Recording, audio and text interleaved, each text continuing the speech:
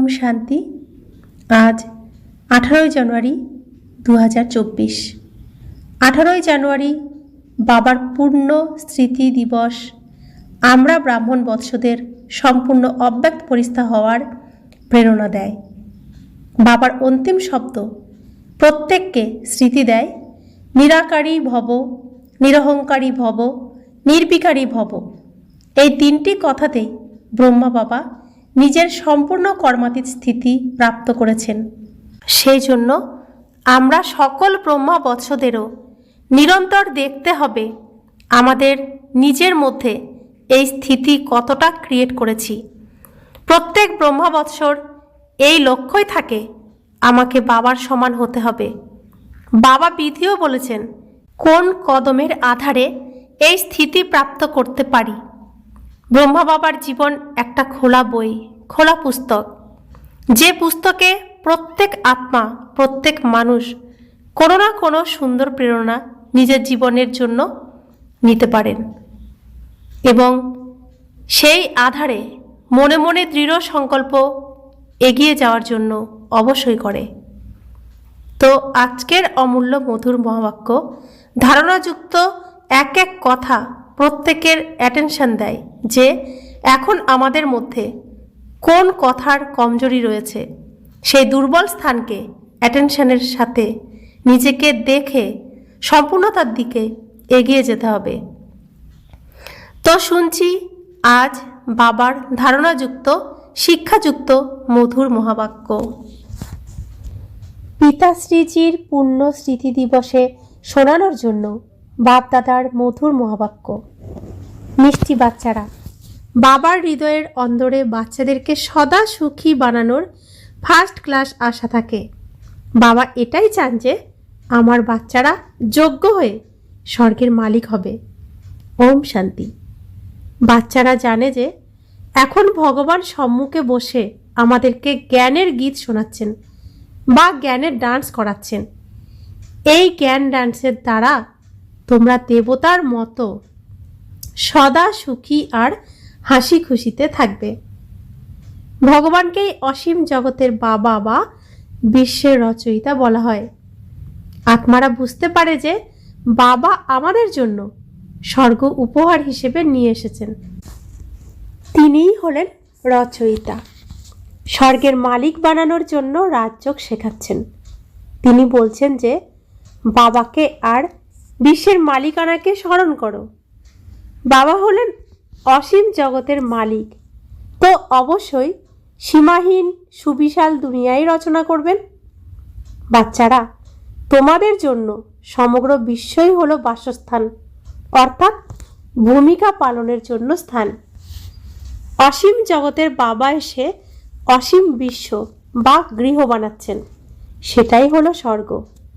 তো এইরকম বাবার জন্য বাচ্চাদেরকে কতটা ধন্যবাদ জ্ঞাপন করতে হবে। বিশ্বের রচয়িতা বাবা ডাইরেক্ট বোঝাচ্ছেন, আমি তোমাদেরকে বিশ্বের মালিক বানাতে এসেছি। তো তোমাদের স্বভাব অত্যন্ত ফার্স্ট ক্লাস হওয়া উচিত। তোমাদের চাল চলন এমন হওয়া উচিত যাতে সবাই বলে যে এ তো যেন দেবতা। দেবতারা হলেন সুনামধন্য, বলবে যে এর স্বভাব একদম দেবতাদের মতো, একদমই মিষ্টি ও শান্ত স্বভাবের। তো এইরকম বাচ্চাদেরকে দেখে বাবাও খুশি হন। বাবা স্বর্গের মালিক বানাতে এসেছেন।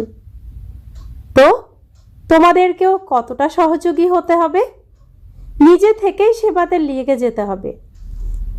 এমন নয় যে আমি ক্লান্ত হয়ে গেছি, সময় নেই। সময় অনুসারে সব কাজ করাতেই কল্যাণ সমাহিত রয়েছে। যোগ্য সেবার পুরস্কার শিব বাবা প্রদান করেন। বাবা বাচ্চাদের দৈবী চালচলন দেখে নিজেকেই বাচ্চাদের কাছে উৎসর্গ করে দেন। বাচ্চারা, তোমরা এই পড়াশোনার দ্বারা কত শ্রেষ্ঠ উপার্জন করছো। তোমরা পদ্ম পদমপতি হচ্ছ।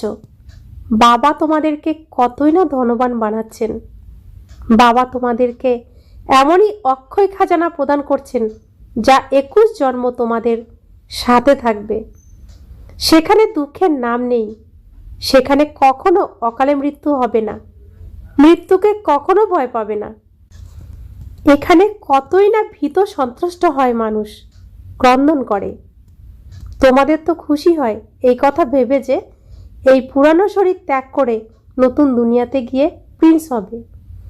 তোমরা এই পুরানো দুনিয়ার থেকে মমতা সরাতে থাকো, অর্থাৎ মোহমুক্ত হতে থাকো, আর এই দেহকেও ভুলতে থাকো। আমি আত্মা, আমি হলাম ইন্ডিপেন্ডেন্ট, স্বাধীন।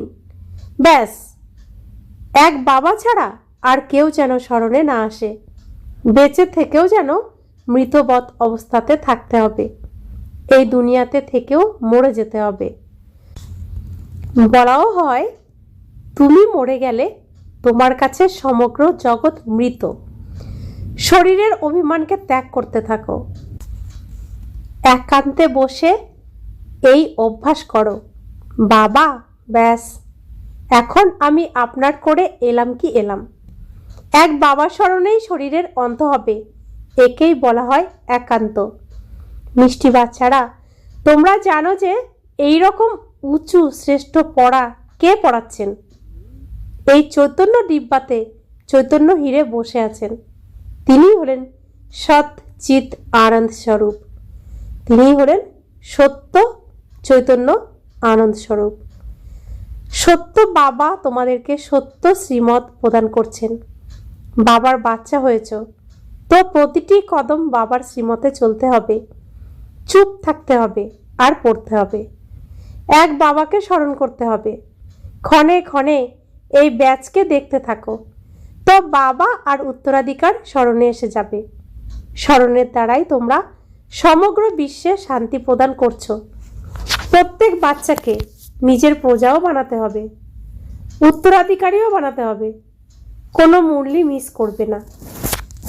বাবা অত্যন্ত ভালোবাসার সাথে বোঝাচ্ছেন, মিষ্টি বাচ্চারা, নিজের উপরে করুণা করো, শ্রীমতের অবজ্ঞা করো না। যে সুগন্ধি ফুল হবে সে সকলকে আকর্ষণ করবে। যে যেরকম আছে এই রকমই সার্চলাইট নেওয়ার জন্য আকৃষ্ট হবে। সুগন্ধি গুণবান বাচ্চাদেরকে দেখে স্নেহ আর খুশিতে নয়ন অশ্রু স্নিগ্ধ হয়ে যায়। কিছু কষ্ট হলে বাবা তাকে সার্চলাইট সকাশ দেন। বাবা বোঝাচ্ছেন, মিষ্টি বাচ্চারা, তোমরা এই পুরানো দুনিয়াতে কোনো কিছুর আশা রাখবে না। এখন তো কেবল একটাই শ্রেষ্ঠ আশা রাখতে হবে যে আমি তো এবার সুখধামে যাব। কোথাও দাঁড়াতে হবে না, কিছু দেখতে হবে না, শুধু এগিয়ে যেতে হবে। একদিকেই দেখতে থাকো, তাহলে অচল অনড় স্থির অবস্থা থাকবে, ঠিক কচ্ছপের মতন। এখন এই দুনিয়া বিনাশ হয়ে যাবে। এখন এই দুনিয়ার অবস্থা খুবই গুরুতর। এই সময় সব থেকে বেশি রাগ প্রকৃতির হয়, এই জন্য সব বিনাশ করে দেয়। তোমরা জানো যে এই প্রকৃতি এখন নিজের রাগ ভয়ঙ্কর রূপে প্রকাশ করবে, সমগ্র পুরানো দুনিয়াকে ডুবিয়ে দেবে। আর্থকোয়েকে মহল ইত্যাদি সব ভেঙে পড়বে, অনেক প্রকারের মৃত্যু হবে। এইসব ড্রামার প্ল্যান আগে থেকেই তৈরি হয়ে আছে, এতে কারোরই কোনো দোষ নেই। বিনাশ তো হবেই, এই জন্য তোমাদেরকে এর থেকে বুদ্ধির চোখ সরিয়ে দিতে হবে। তোমরা তো নিজের সব কিছু ইনশিওর করে দিয়েছ, এই জন্য তোমাদের কোনো প্রকারের চিন্তা নেই। তোমাদের সব কিছুই সফল হচ্ছে। এখন তোমরা বলবে, বাহ সদ্গুরু, বাহ, যিনি আমাদেরকে এই রাস্তা বলেছেন, বাহ ভাগ্য, বাহ বাহ ড্রামা, বাহ। তোমাদের হৃদয় থেকে বেরিয়ে আসে, বাবাকে অনেক ধন্যবাদ, যিনি আমাদের থেকে দুমুঠো চাল নিয়ে সেফটির নিরাপদের সাথে ভবিষ্যতে 100 গুণ রিটার্ন দেবেন। কিন্তু এই ক্ষেত্রেও বাচ্চাদেরকে বিশাল বুদ্ধির অধিকারী হতে হবে। বাচ্চাদের অসীম জ্ঞান ধরনের খাজানা প্রাপ্ত হচ্ছে, তো অপার খুশিতে থাকতে হবে। হৃদয় যত শুদ্ধ হবে তত অন্যদেরকেও শুদ্ধ বানাতে পারবে। যোগের স্থিতির দ্বারাই হৃদয় শুদ্ধ হয়। বাচ্চারা, তোমাদের মধ্যে যোগী হওয়ার শখ থাকতে হবে। যদি দেহের প্রতি মোহ থাকে, দেহ অভিমান থাকে, তাহলে বুঝে নেবে যে তোমাদের অবস্থা খুবই কাঁচা। দেহি অভিমানী বাচ্চারাই সত্যিকারের ডায়মন্ড হয়। সেজন্য যতটা সম্ভব দেহি অভিমানী হওয়ার অভ্যাস করো। বাবাকে স্মরণ করো। বাবা শব্দটি হলো সব থেকে বেশি মিষ্টি। বাবা অত্যন্ত স্নেহের সাথে বাচ্চাদেরকে পলকের উপর বসিয়ে সাথে করে নিয়ে যাবেন। বাবা বলেন, মিঠে মিঠে মেরে লাডলে बच्चे, मैं तुमको पलकों में बिठा के ले जाऊंगा।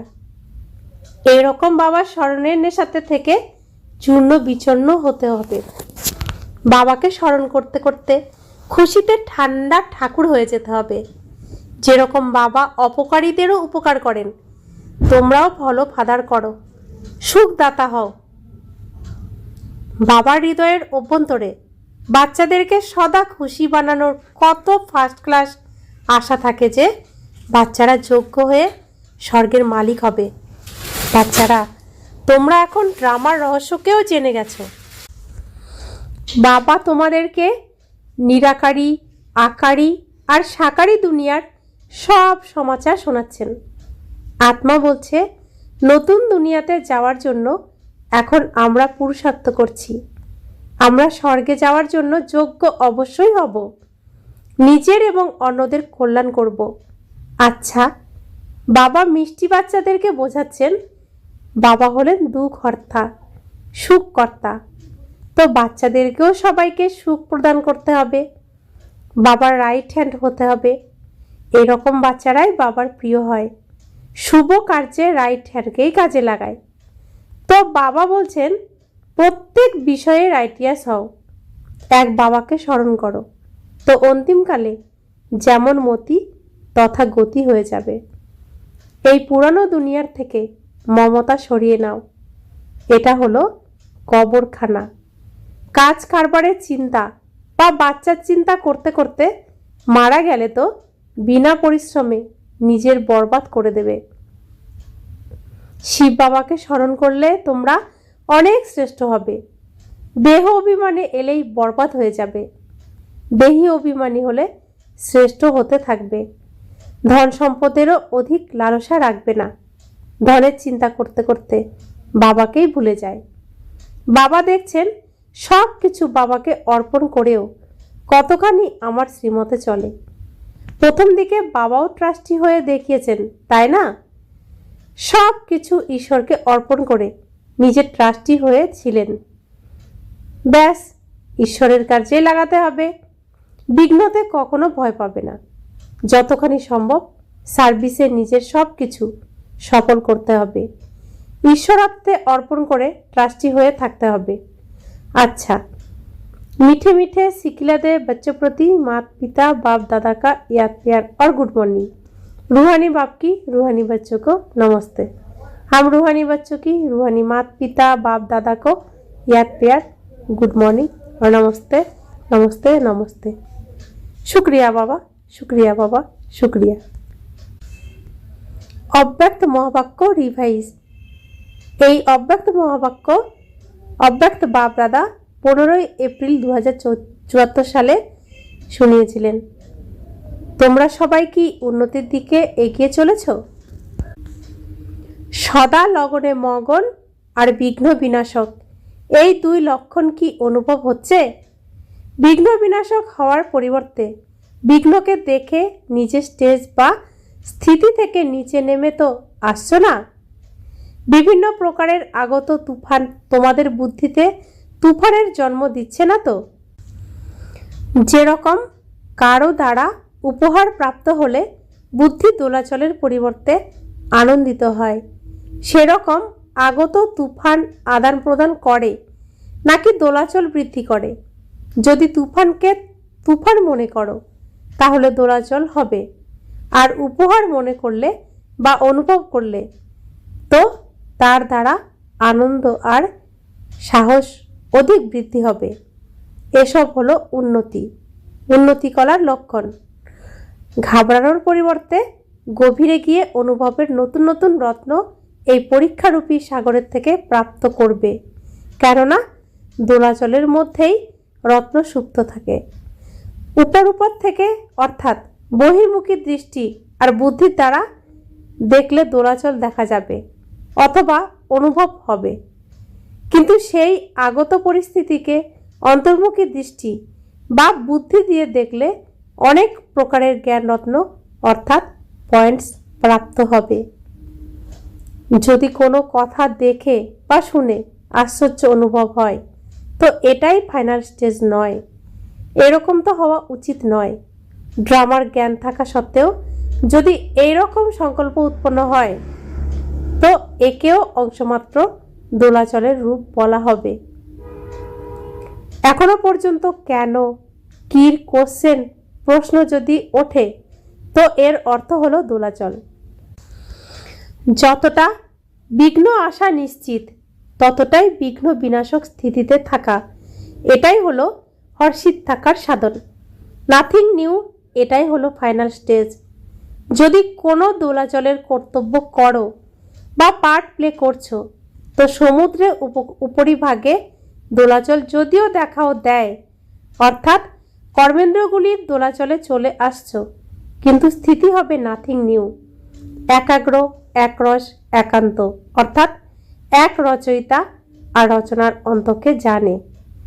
ত্রিকালদর্শী স্টেজের উপরে আরামে শান্তি স্থিতিতে স্থিত রয়েছ, নাকি কর্মেন্দ্রগুলি দোলাচল আন্তরিক স্থিতিকে নাড়িয়ে দেয়। যখন স্থূল সাগর দুই রূপ দেখায় তো মাস্টার জ্ঞান সাগর কি এরকম রূপ দেখাতে পারবে না? এই প্রকৃতি তো পুরুষের থেকেই কপি নকল করছে। তোমরা হলে পুরুষোত্তম। যখন প্রকৃতি নিজের কোয়ালিফিকেশন দেখাতে পারে তো এই পুরুষোত্তমরা কি দেখাতে পারবে না? এখন সময় অতির দিকে এগিয়ে চলেছে, চারিদিকে সবকিছুই অতীব রূপে দেখতে পাওয়া যাবে। অন্তের লক্ষণ হলো এই অতি। তো যেরকম প্রকৃতি সমাপ্তির দিকে অতীতে যাচ্ছে, সেই রকমই সম্পন্ন হতে চলা আত্মাদের সামনে এখন পরীক্ষা বা বিঘ্ন অত্যধিক পরিমাণে আসবে। সেই জন্য এটা ভেবে আশ্চর্য হবে না যে আগে তো এসব হতো না, এখন কেন হচ্ছে, এরূপ আশ্চর্যান্বিত হবে না। ফাইনাল পেপারে আকর্ষণজনক বিষয় কোশ্চেনের রূপে আসবে, তবেই তো পাস আর ফেল হতে পারবে। এমন এমন কথা আসবে যেটা না চাইতেও বুদ্ধিতে কোশ্চেন উৎপন্ন করবে। এটাই তো হলো পরীক্ষা। আর এই পরীক্ষা হবে 1 সেকেন্ডের। কেনর সংকল্প চন্দ্রবংশীর লাইনে দাঁড় করিয়ে দেবে। সেজন্য একরক স্থিতিতে স্থিত হওয়ার অভ্যাস নিরন্তর যেন হয়। সমস্যার সিটকে দেখে বিচলিত হবে না, বরং সিটের উপরে বসে সমস্যাগুলির মোকাবিলা করতে হবে। এখনো পর্যন্ত সমস্যা সিটের স্থিতির কথা স্মরণ করিয়ে দেয়। যখন বিঘ্ন আসে তখন বিশেষ যোগ লাগাতে থাকো আর ভাট্টি রাখো। এর থেকে প্রমাণ হয় যে শত্রুই অস্ত্রশস্ত্রের স্মরণ করায়, কিন্তু শত আর সদা স্মৃতি থাকে না। নিরন্তর যোগী হয়েছ নাকি অন্তর্যুক্ত বা ক্ষণস্থায়ী যোগী হয়েছ? টাইটেল তো হলো নিরন্তর যোগী, তাই না? শত্রু আসবেই না, সমস্যার মোকাবিলাও করতে হবে না। শুল থেকে কাটা হওয়া এটাও ফাইনাল স্টেজ নয়। শুল থেকে কাটা হবে, তার পরিবর্তে কাঁটাকে যোগাগ্নিক দ্বারা দূর থেকেই বর্ষ করে দাও। কাঁটা লাগবে, তারপর কাঁটা বের করবে, এটাও ফাইনাল স্টেজ নয়। কাঁটাকে নিজের সম্পূর্ণ স্টেজের দ্বারা সমাপ্ত করে দেওয়া, এটাই হলো ফাইনাল স্টেজ। এরকম লক্ষ্য রেখে নিজের স্টেজকে উন্নতি করার দিকে এগিয়ে নিয়ে চলো। বড় কথাকে ছোট অনুভব করা, এই স্টেজ পর্যন্ত নম্বরের ক্রমানুসারে যথাশক্তি পৌঁছে গেছো। এখন সেই স্টেজ পর্যন্ত পৌঁছাতে হবে যেখানে অংশ আর বংশ সমাপ্ত হয়ে যাবে। তোমরা সবাই সাহস, উদ্দীপনা আর সদা সকলের সহযোগী হয়ে চলছো, তাই না? কলিযুগী দুনিয়াকে সমাপ্ত করার জন্য বা পরিবর্তন করার জন্য, মায়াকে বিদায় দেওয়ার জন্য সংগঠন অর্থাৎ চক্রব্যূহ তৈরি করেছ, তাই না? মজবুত চক্রব্যূহ তৈরি করেছো, নাকি মাঝে মধ্যে কেউ ঢিলা হয়ে যায় অথবা ক্লান্ত হয়ে যায় বা চলতে চলতে দাঁড়িয়ে যায়, না এগিয়ে যেতে পারে আর না পিছিয়ে আসতে পারে, সেখানেই স্থির হয়ে যায়? এই পাঠ তো পাক্কা করছো না? সময় ধাক্কা লাগালে এগিয়ে যাব, এরকম চিন্তা করে যেখানে আছো সেখানেই দাঁড়িয়ে নেই তো? কারো থেকে কোনো প্রকারের সাহায্যের অপেক্ষায় দাঁড়িয়ে যাওনি তো? এরকম স্থিতিযুক্ত আত্মাদের কি বলা হবে? এটাকেই কি অঙ্গদের স্থিতি মনে করো? যদি এইভাবে দাঁড়িয়ে যাও, তাহলে যে লাস্টে ছিল সে ফার্স্টে চলে যাবে। যখন পাহাড়ে তুষারপাত হয় আর রাস্তায় জমে যায়, তখন রাস্তা বন্ধ হয়ে যায়। আবার সেই বরফকে গলানোর জন্য, তাকে সরানোর জন্য পুরুষার্থ করতে থাকে। এখানেও যদি বরফের মতো জমে যাও, তো এর দ্বারা প্রমাণিত হয় যে যোগ অগ্নির ঘাটতি আছে। যোগ অগ্নিকে তেজ করো, তো রাস্তা ক্লিয়ার হয়ে যাবে। প্রাপ্ত হওয়া সাহস আর উদ্দীপনার পয়েন্টস বুদ্ধিতে চিন্তন করো, তো রাস্তা ক্লিয়ার হয়ে যাবে। পুরুষার্থের গতিতে অঙ্গদ হও, মায়ার কাছে পরাজিত হওয়ার জন্য অঙ্গদ হও না, বিজয়ী হওয়ার জন্য অঙ্গদ হও।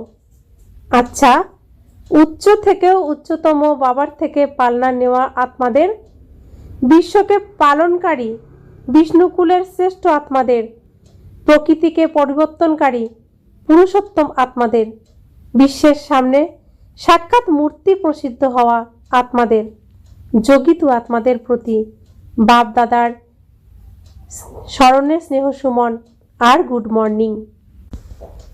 বরদান: সেবাতে থেকে সম্পূর্ণতার সমীপতার অনুভবকারী ব্রহ্মা বাবার সমান এক্সাম্পল উদাহরণস্বরূপ ভব। যেরকম ব্রহ্মা বাবা সেবাতে থেকে সমাচার শুনতে শুনতে একান্তবাসী হয়ে যেতেন, 1 ঘন্টার সমাচারকে 5 মিনিটের সংক্ষিপ্তসারে বুঝে বাচ্চাদেরকে খুশি করে নিজের অন্তর্মুখী একান্তবাসী স্থিতির অনুভব করিয়ে দিতেন, সেই রকম ফলো ফাদার করো। ব্রহ্মা বাবা কখনো বলেননি যে আমি অত্যন্ত ব্যস্ত আছি, বরং বাচ্চাদের সামনে এক্সাম্পল উদাহরণস্বরূপ হয়েছিলেন। এখন সময় অনুসারে এই অভ্যাসেরই প্রয়োজন।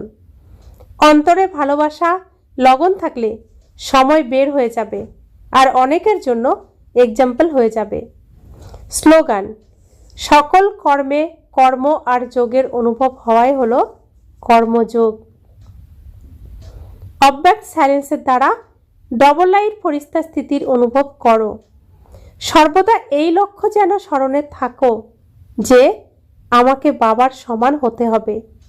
অতএব যেরকম বাবা হলেন লাইট, সেরকমই ডবল লাইট। অন্যদেরকে দেখো বলেই দুর্বল হয়ে যাও, সেজন্য সি ফাদার ফলো ফাদার করো। উর্তি কলার শ্রেষ্ঠ সাধন কেবল একটি শব্দ, তা হলো সব কিছু তোমার। আমার শব্দ পরিবর্তন করে তোমার করে দাও। আমি তোমার, তো আত্মা হলো লাইট। আর যখন সব কিছুই তোমার, তখন লাইট হালকা হয়ে যাবে। ওম শান্তি।